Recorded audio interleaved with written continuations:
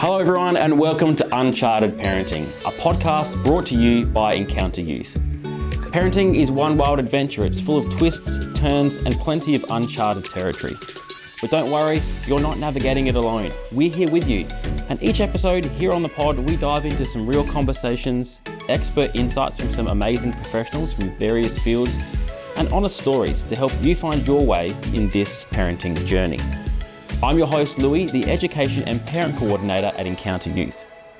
Before joining the team here, I enjoyed 9 years serving as a police officer in the South Australian Police, but most importantly, I'm the proud dad of 2 boys. Welcome to Uncharted Parenting because, let's be honest, no one really has a map for this journey. Let's dive in. All right, so Michelle, thank you so much for being on Uncharted Parenting today. It's always amazing to have some really special guests on the podcast, so thank you so much for joining us today. We really appreciate your time. I feel so privileged to be here and I can't wait for this chat. Amazing. Well, Michelle, there's probably not a lot of people that haven't heard about you or some of the things that you're doing and have done in the past. But just for those listeners that maybe haven't heard of you, I'm just going to, if you're okay with it, I'm just going to list a few of your accomplishments, Michelle, dating back. So, Michelle, you began your career as a classroom teacher, but soon discovered that your passion was actually in the wellbeing sector. Is that, yeah? So true.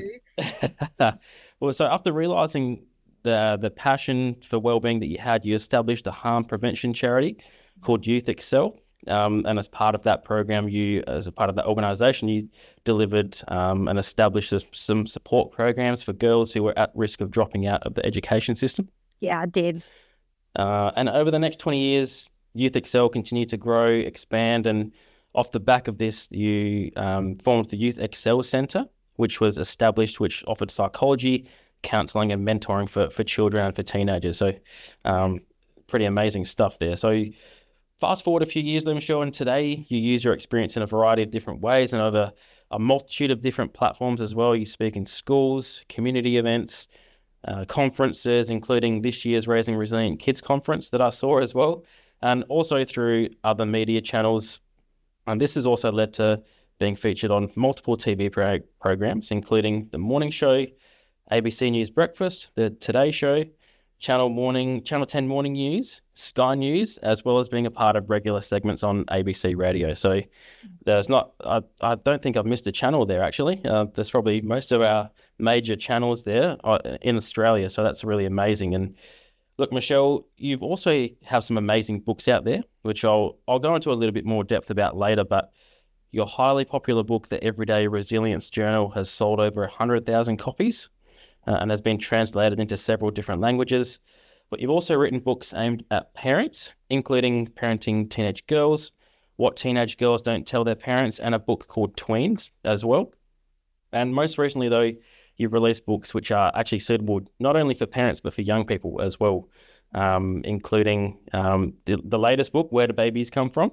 And also a guy's guide to puberty and a girl's guide to puberty as well, with some really great resources there for parents and for young people too. So that's some list, Michelle. That's some list of accomplishments, and you've achieved so many things in your career. And look, some of those books are amazing resources for parents and also for young people. But I think most importantly, you're also a mum to 2 boys as well, who are now adults, I understand. But safe to say you've gone through this journey of raising teenage boys yourself already. So you speak from experience, and it's really, really a blessing to have you on the podcast today. So thank you for joining us. Oh, it's a pleasure to be here. I tell you what, being the mum of 2 boys is such a joy, but it brings everything back home, doesn't it? It's a tough job at times. So I've got a 26-year-old and a 23-year-old now, and we sit around the kitchen table and have a laugh about the teenage years. And I learned the things that I didn't know they got up to when they were 13. And it's real in my home just as much as it is in everyone else's. Yeah, I'm a bit similar. I've got 2 boys myself, Michelle, and although they're a lot younger, hopefully doing this work now will allow me to understand what they're going through in their teenage years a bit later on. But it is certainly a blessing to be parents and it's different, isn't it? Being parents to boys and parents to girls. So there are some differences there. Oh, it is. Like I predominantly worked with girls when I started my career. So I was doing like lots of small group programs with girls. I'm a female myself. Yeah. And I come home to a husband and two boys, and the dynamics are very different even today. Yeah. So I do chuckle at that. The word count is definitely different and the way they think is different. I had a beautiful 11-year-old come and visit me yesterday. And when she left, my husband looked at me and he said to me, "That's a girl." And I said, "I love them." There is definitely some differences there, and I can already see it. I've got a few nieces as well, and yeah, the differences between the way boys, even from a young age, and the differences between boys and girls is pretty stark sometimes, isn't it? So it's always interesting. So Michelle, we're going to try and get through as much as we possibly can today and deep dive into all things parenting teenagers, but I think what we're really going to try and focus in on for the most part today is resilience, connection, and sort of what to do if, maybe my young person or my teenager isn't willing to talk, and how do we sort of break down those barriers a little bit. Mm-hmm. And resilience is it's a word that's used a lot today, isn't it? But it's also so important that as parents, we're not only raising resilient kids, but also probably compassionate kids as well. Yeah. And I was thinking about this podcast today, and I was thinking, what are some typical teenage behaviors? And I thought to myself, if you and I were probably to sit down and list some typical behaviors of a teenager, probably one of those would be probably not willing to really talk to mum and dad, are they? They're a bit withdrawn, certainly not as willing to have open conversations like they probably were when they were a bit younger. And look, my question for you, Michelle, is that to kick it off for today is how, as parents, maybe do we approach our young person if maybe they're a bit withdrawn and they're a bit unwilling to talk to us at the time? Yeah. I want to reassure parents how normal this is. When parents came into the clinic to see a psychologist or sometimes to see myself, and I would call myself a mentor because my background is teaching, they would often be so worried that they were getting sidelined or they didn't have front row seats in their kids' lives. And they were so, I guess, happy that someone else was able to step in and maybe connect with their kid in a way that they were able to. And we worry as parents when we don't get all the information that we got when our kids were 8 or 9 and would jump into the car seat after school and give us like this full rundown on what was happening for the day. We used to get this blow by blow account of their day, and now it's like, yeah, good, whatever, And I like to explain it to parents like this. When our kids are younger, they're very dependent on us and they give us a lot of positive feedback. They tell us how wonderful that we are all the time. But they hit this moment in their life where they need to differentiate from us and they need to become their own person. And as part of that, they need to become independent of us. And that sometimes looks like them pulling back from us. They start to view us slightly differently. They see our faults a lot more. They make up some faults that aren't even there, Yeah. They start to give us feedback that isn't so positive. And instead of telling us how wonderful we are, they might start to say, what are you wearing that for today? There's nothing like a teenage girl that can make a grown woman feel completely inadequate than the look that goes like this. Like, yeah. What are you going out looking like that for, And it's that negative feedback or that no feedback at all, that silence that actually freaks parents out. And I have to say to parents, this is a season. And within that season, there can be a lot of our own fears that arise. There is a journey we're moving through, and we do end up wanting to get to this place of interdependence where our kids can look after their own primary needs, like they can wash their own clothes and feed themselves something else other than a V drink in a Mars bar. But they know when to reach out for the important things in life. And I know the first time my son's car broke down and he rang his dad and said, "Dad, I don't know what to do. Can you come and help?" I saw my husband's face and it was almost like, I'm back. you know, like Yeah. he Yeah. needs He me. needs me again. Yeah, Yeah. that's great. Yeah. And mums tell me this story all the time of feeling pushed away during the teenage years. And then their daughter got a bit older and all of a sudden was ringing mum, on those, moments of getting rejected at a job interview or having a baby in her arms and needing a mum again. And the mum going, hey, this is what it's meant to feel like. But in this place of pull back, or our kids when they push back from us, it's this uncomfortable place for us because we feel like it might be like that forever. But I want to say to parents, it's very unlikely to. It's more like a U-turn. They're coming right back, okay? And we can feel in those moments almost like this sense of neediness in us. And what happens for us is we try and chase them. We get this kind of pursuer mentality. And when our kids are withdrawing, we almost chase after them a little bit more. And what it looks like to our kids is loser. Yeah. Yeah. And Yeah. the more they're going through and the more they pull back and the more needy we become and pursue them, the worse it gets. So it's Yeah. this cycle.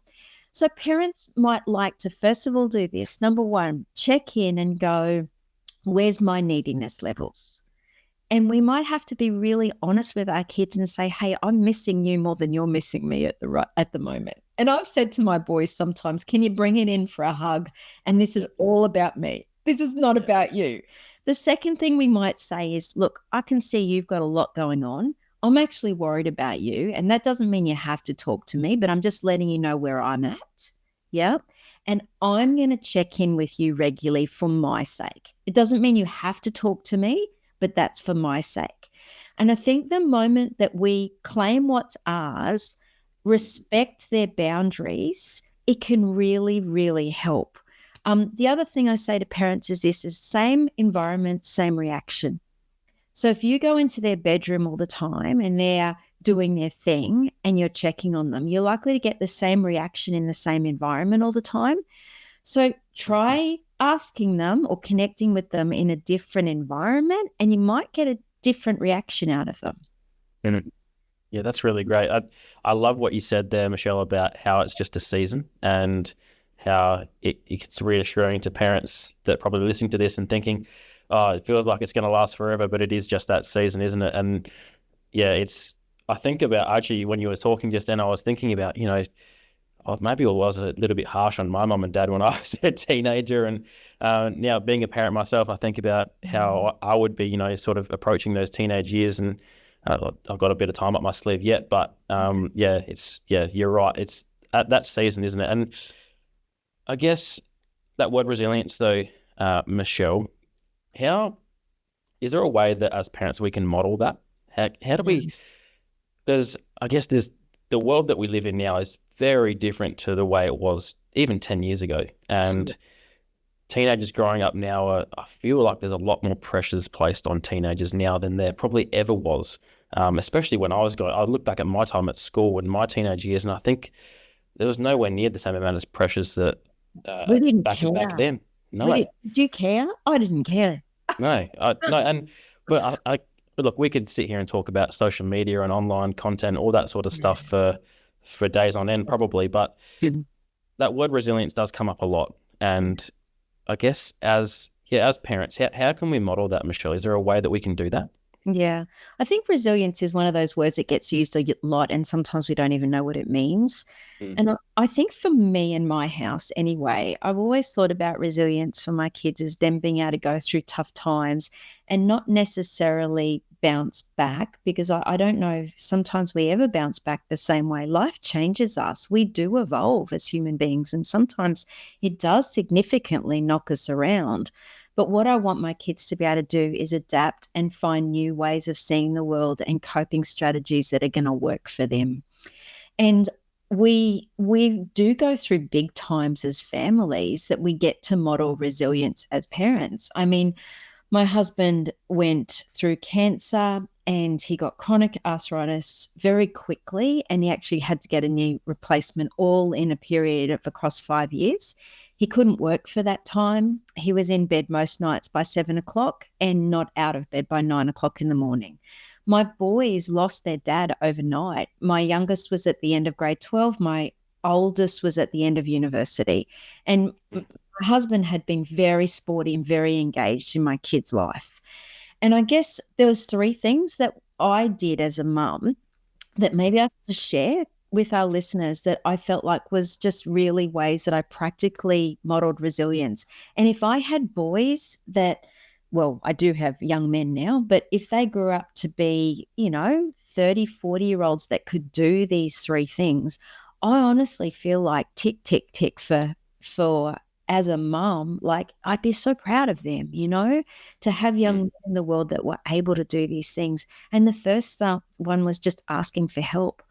I always say to young people, if you're in a position where you are powerful or have more resources, you look around and you see who needs your resources and how you can contribute to the world. And when you're in a position when you're feeling less powerful, you never feel ashamed for asking for help. So from hospital parking all the way through to calling on family members, I would say to my boys, who do we need and what resources do we need and who do we need to ask for help? And it gets a lot easier the more you do it. And I think a lot of times in our homes, we use our moods instead of our words.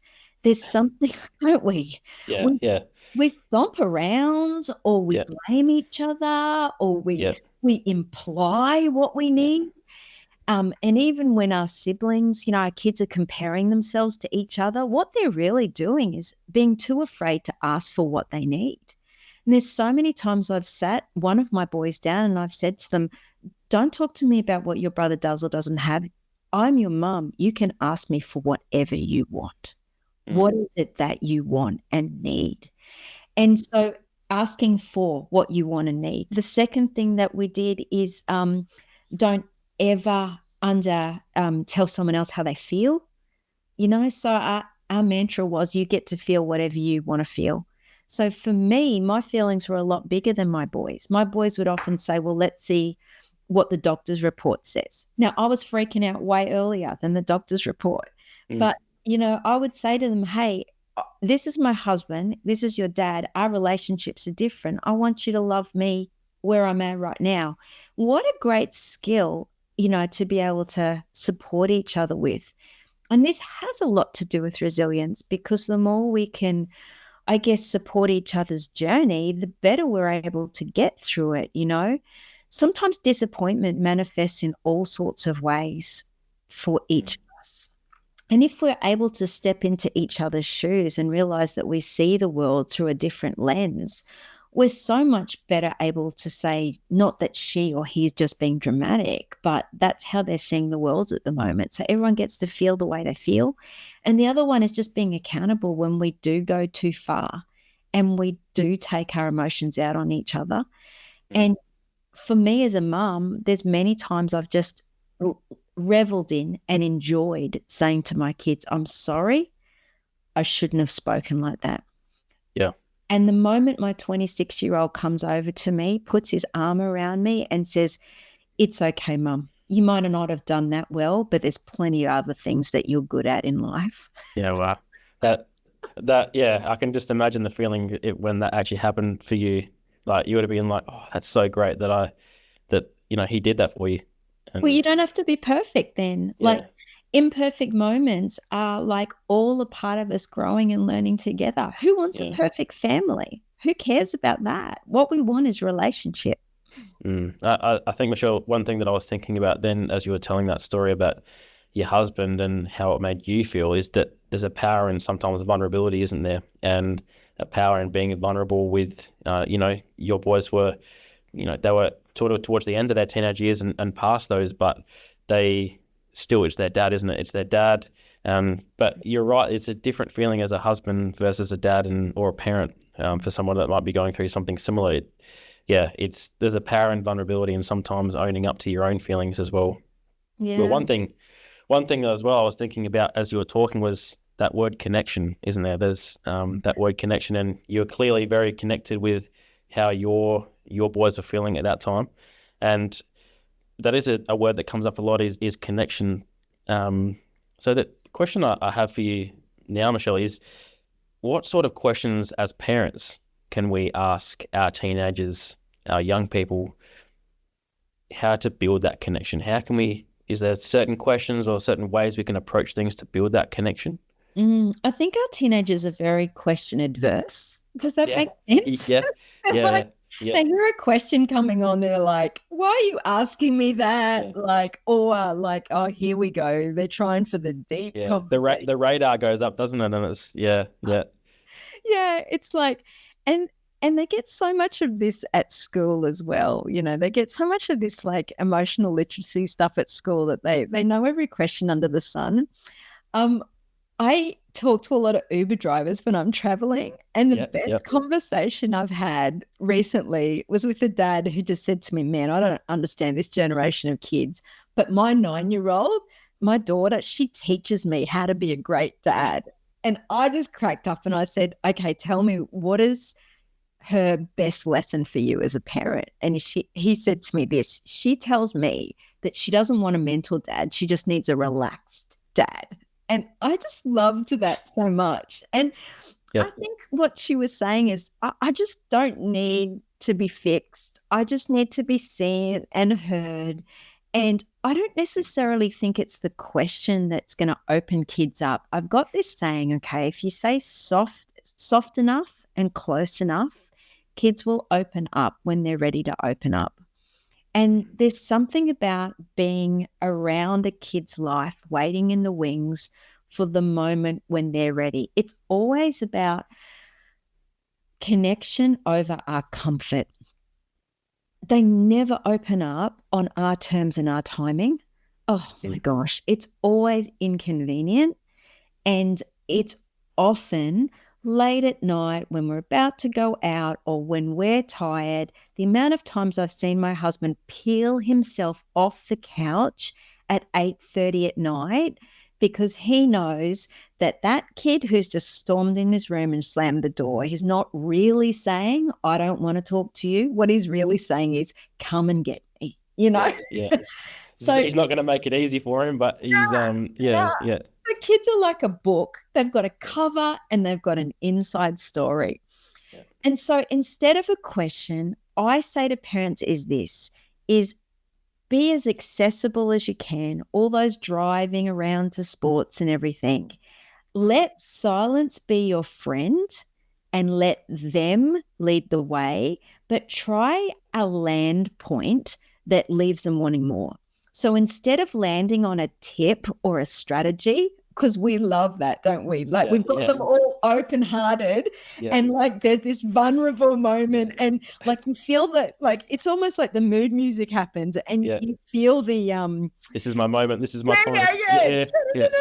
And you feel like the conversation winding down and you could deliver it, but then instead of that, I want parents to say this: I love talking to you, or I always learn something new talking to you, and let that be the thing that they take away, because that's the come back for more.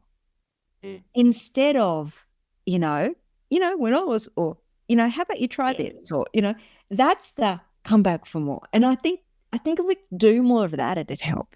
Yeah. That's the age-old thing, isn't it? Back in my day, or when I was growing up, when I was your age, those are the typical the lines that you probably would have heard. I know I certainly heard them in my in my teenage years. It is a really good point what you said there about leaving them wanting more and wanting to come back to that conversation and being open with them. And one thing I was also thinking about, Michelle, as you mentioned a couple of things in the last couple of minutes was. I remember when I was, again, I'll go back to my teenage years and I was big on sport. I was always big into my soccer. And I remember, doing really well one year and had a really great season. And I remember going into the next year and I was trialing for another team and trialing for a different age group. And I remember being knocked back and not being selected again. And I remember thinking, like to myself, that it was the end of the world at that point in time. And I think that as teenagers, sometimes those little setbacks can feel so massive. It can feel huge in your world. And I guess my question to you is that normal? Is that a normal thing Oh, for a yeah. teenager? And how can we sort of deal with that as parents? And we don't get to choose how they feel. So remember how we talked about that in resilience? Yeah. So that can be such a big feeling for them. And what we don't want to do is minimize it, but we almost want to match it and be in the moment with them on it. So if it's big to them, it's big to us. Yeah. And I actually got that from a mum whose daughter was really concerned about how her body felt at that time. And she said to me, I hope she grows through this, but for right now, this is where she's at. And so if it's big to her, it has to be a big deal to me. And I thought that is just the most perfect way of saying it. Because unless we can sit right next to our kids, we actually can't co-regulate with them. So co-regulation is when they actually practice regulating an emotion by doing it with us. But how they do a co-regulation, or how can they regulate emotion with us if we're not feeling what they're feeling? We can't. Yeah. So if they're feeling afraid, we've kind of got to be in the moment with them to a certain degree to be able to bring that down. So when I was teaching and a kid would come up to me and, I've got to get right down into their level and almost feel it for just a minute and go, honey, what's going on? And then she can catch my calm. Yep. And she can breathe with me. And then she's over time, she's practicing this when she's coming to me and she's learning how to regulate. So it's a beautiful point you just brought up. It's normal. They feel bigger and more intense. Maybe that's how nature intended it, so they can have lots and lots of practice to regulate these big emotions. Yeah. So when they're adults, they got a handle on themselves. Yeah, that's really great. That's that little phrase you just said then was "catch my calm." That's really great. I really like that. I often say borrow my calm because I used to see my boys go down. My husband has cave time, right? We call it cave time. It's like after 9:30 at night, don't talk to him, like it's just. He's in his man cave. He's in his man cave. Yeah. But my boys would walk down after a hard day and I would notice they would walk down not to talk to their dad, not to be questioned. They will walk down and just sit silently in a room. And I used to think, what are they actually doing? And I was like, they're borrowing his calm. Yeah. And then they used to 15, 20 minutes later, not say goodnight, nothing, walk out of the room and then go to bed. Yeah. They didn't want to talk to me, Lewis. Yeah. They didn't want none of my emotional questions. Yeah. Yeah. And you're probably sitting there going, oh, when am I going to get that? Right? You know what I was thinking? Yeah. What's going on inside of their head? Yeah. I want to talk to them. They don't want that. Yeah. Yeah. I think, And again, I think that highlights, we spoke earlier, didn't we, about that difference between boys and girls. And I think sometimes, as a male, I sometimes just want to sit in silence and watch the footy, or just sit, probably like your husband's doing in his man cave, and just maybe tinker with something, or maybe, deregulate and, catch, like you said earlier, catch that calm. Mm-hmm. So it is very interesting. Now, Michelle, you've been really, really generous with your time. I'd just like to speak about a couple of your books, if you don't mind, because there's some really amazing resources there that probably parents can go to if they, we've spoken today a lot about resilience and a lot about how young people feel big and things like that. And can you maybe, I know the Everyday Resilience Journal book was a massive, massive success, and can you maybe just take the listeners through maybe that book first, and then we maybe speak a little bit about your new books that have just recently come out? Yeah, sure. I think the journal came out with COVID, and I think that's why we were boom. Yeah, It has a lot about friendships and handling schoolwork and stress, handling the everyday routine, finding ways to contribute in life as well. So it's a really great all-rounder, but it does have a social kind of emotional focus there. And it's lots of journal activities for 8 to 12-year-olds as well. Although I got a beautiful message yesterday that a girl who's 15 is taking it to school and giving her her friends' friendship tips out of it. So I'm Beautiful. good for that Beautiful. as well. I'm good for that. Those are the good stories that you want to hear, isn't it? That it's being a success. Yeah. Yeah, love it. Yeah. Yeah. Yeah. And now your most recent book is I know it's sort of aimed at those earlier adolescent years, that those 8 to 12-year-olds, those questions that they get to that point and they start asking those nitty-gritty questions that mum and dad aren't ready to answer yet. Yeah. And that's probably why you went with the title that you went with, is the Where Do Babies Come From? Yeah. Can you maybe just the other two books I mentioned earlier were the Boy's Guide to Puberty and the Girl's Guide to Puberty. Can you maybe just give us a little bit of a preview or a bit of an insight into those books? Yeah, I'm excited about these. A Girl's Guide to Puberty and a Guy's Guide to Puberty. Yeah, they have been big winners in homes. They're full of humor. We get messages daily on those. They are going great. And I got so many emails asking me to write the Where Babies Come From. And it's called Where Babies Come From and Other Questions 8 to 12-year-olds Ask, because the chat these days is not just the birds and the bees, is it?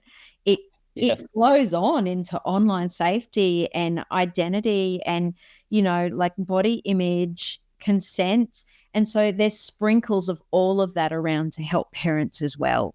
So it follows the same comics. There's a little bit of journal stuff in there as well, but it's fun because growing up was meant to be fun. We don't want to drown our kids in feeling overwhelmed, but we do need them to get the right information early and often before they hit these teenage years. Yeah, you're definitely right that they do. And I guess part of media now is that we are sort of bombarded, aren't we, with headlines and, sometimes most of the, unfortunately the eye-catching headlines are the negative ones. And you're right. You're 100% right. Growing up should be fun, and it's great to see that those books are sort of having that impact. And very successful in home. It's probably because of that reason. Because it's fun to bring some positivity to things instead of focusing on the negative all the time. But Michelle, I could sit and speak to you for probably hours. I'd probably pick your brain about my own parenting skills and probably delve back into my own teenage years as well to see if you could give me an insight into that. That's always fun. Yeah.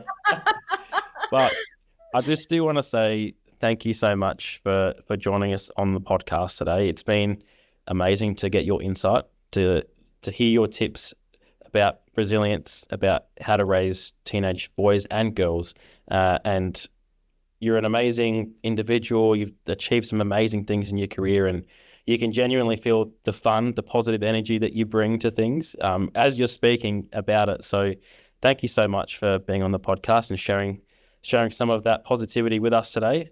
And we do wish you all the best for the books that have just come out, but for everything that's coming your way in 2025 and beyond. And when is the Raising Resilient Kids Conference this year, Michelle? Yeah, we've got a few planned: Brisbane, Adelaide and Perth so far. I know Brisbane is May 24th and the tickets for that are selling quickly now, which is really exciting. So there's Steve Bidoff, Karen Young, myself and Matt Reynolds. Yeah, beautiful.